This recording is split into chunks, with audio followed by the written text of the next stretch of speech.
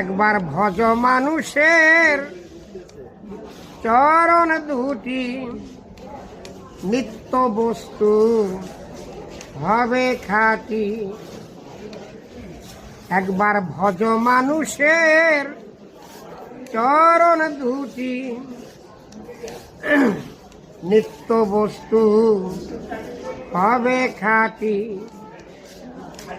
করে মরিলে সব হবে মাটি, মনেরে মরিলে সব হবে মাটি। তোরাই এ ভেদ লও জেনে, আল্লাহ মনে তোরাই এ ভেদ লও জেনে, সহজ মানুষ